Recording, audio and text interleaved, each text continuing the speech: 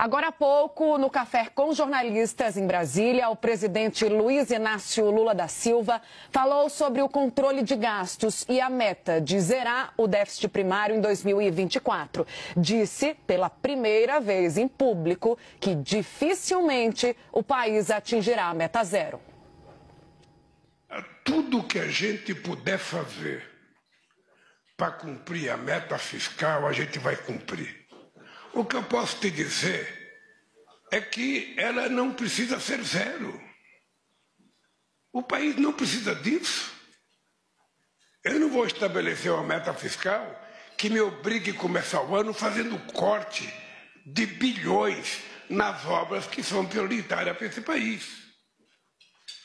Sabe? Então eu acho que muitas vezes o mercado é ganancioso demais e fica cobrando uma meta que ele sabe que não vai ser cumprida.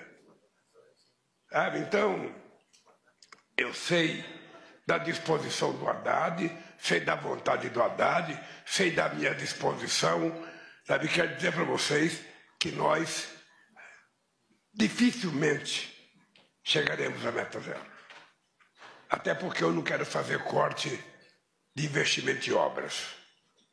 E se o Brasil tiver um déficit de 0,5%, o que é? De 0,25%, o que é? Nada.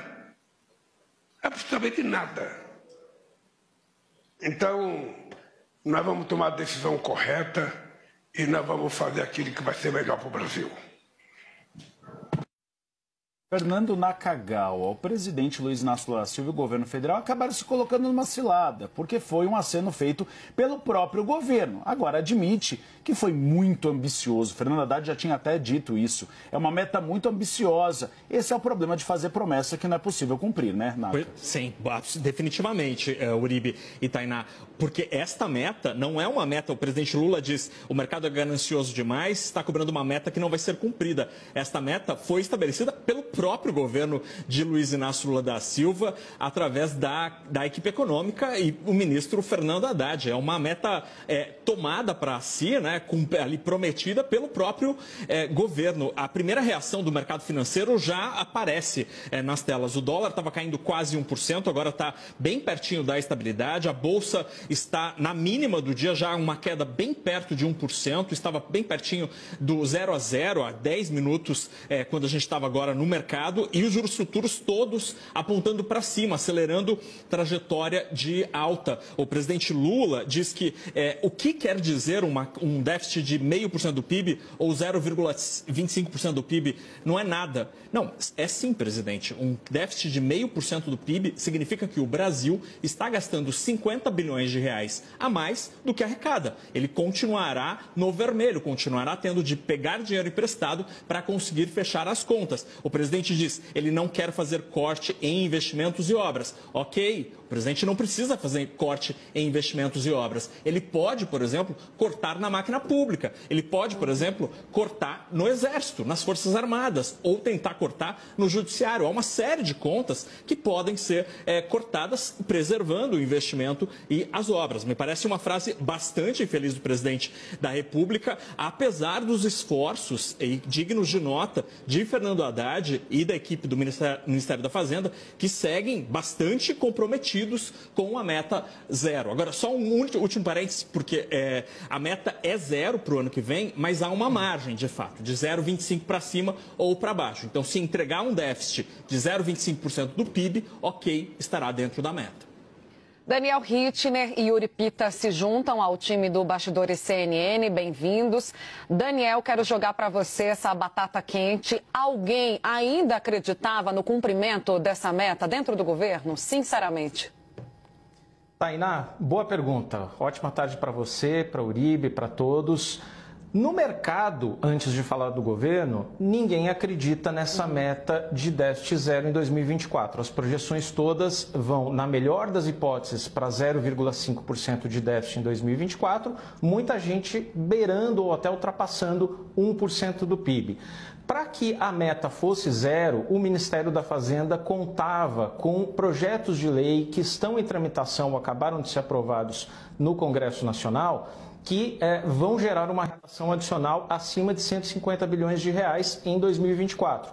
Problema: ou os projetos não têm garantia nenhuma de aprovação, ou eles estão sendo aprovados, como o caso dos fundos offshore e dos fundos exclusivos, com alíquotas menores do que havia sugerido o Ministério da Fazenda originalmente. Então, a tentativa, a meta de arrecadação com esses mesmos projetos fica naturalmente comprometida, arrecada-se, mas menos do que estava sendo previsto.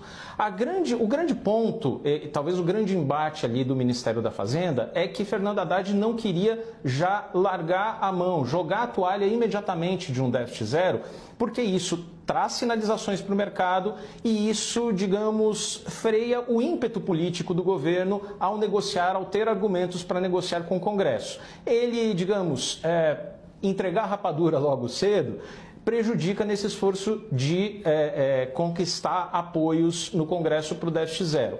Uma última observação, uma apuração importante da Raquel Landim, que ela vai trazer já no 360, ministros da área social, da área política, já vinham dizendo a Lula que era muito importante abandonar de vez essa meta de déficit zero para 2024.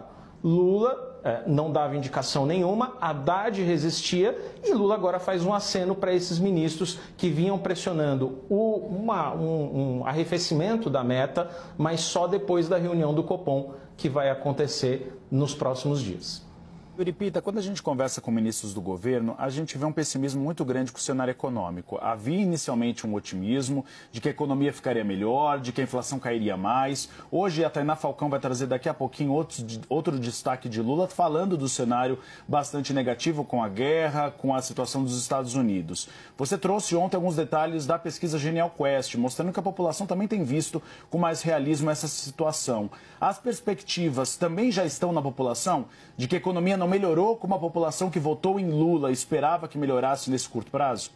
Uribe, boa tarde para você, Tainá, meus colegas, aqui com a gente nos bastidores. De fato, essa percepção dos ministros também é sentida no dia a dia da população, que viu, principalmente, se queixando muito, de acordo com os dados dessa última pesquisa Genial Quest, do aumento em contas essenciais, contas de luz, de água, conta de telefone, conta dos combustíveis, preço dos combustíveis, também uma percepção de que houve aumento na bomba e também alguma percepção de inflação em preço de alimentos. É isso que explica por que a opinião pública está mais cética ou pessimista em relação à economia.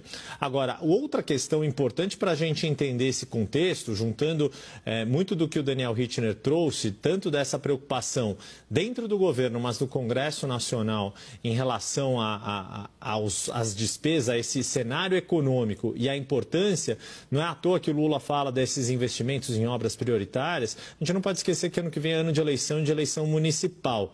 Tanto integrantes do Congresso Nacional, muitos deles deputados, deputadas, vão disputar cargos de prefeitos nos seus redutos eleitorais e querem ter, se não obras prontas, já entregues, pelo menos obras em andamento para justificar, para fortalecer o seu discurso político. E também o próprio governo federal e, em especial, o PT, olham com muita atenção as eleições do ano que vem. Por isso, essa pressão também de integrantes do governo para não abrir mão dessas despesas, dessas obras mencionadas por Lula em nome da meta fiscal, porque o PT, depois de 2 eleições municipais em que saiu muito machucado, 2016 e 2020, na última eleição de 2020, nem sequer elegeu prefeito de capital pela primeira vez desde 1984, ou seja, tem uma preocupação grande do partido de olhar as eleições de 2024 como como a mola descomprimindo novamente. Depois de ter chegado no fundo do poço nas disputas municipais,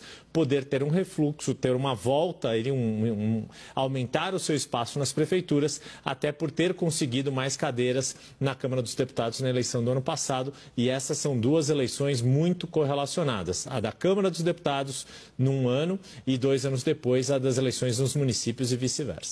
É muito interessante você falar das obras, Yuri, porque hoje no café a primeira coisa que ele falou quando abriu para os jornalistas foi que o ano que vem seria dedicado a viagens pelo país, que ele quer visitar todos os estados e que ele quer colocar para rodar essa máquina de obras pelo país, principalmente com o PAC sendo inaugurado em todos os estados, com sua presença. Falou do Rui Costa, do Alckmin, que eles vão pegar esses projetos debaixo do braço e vão em 2020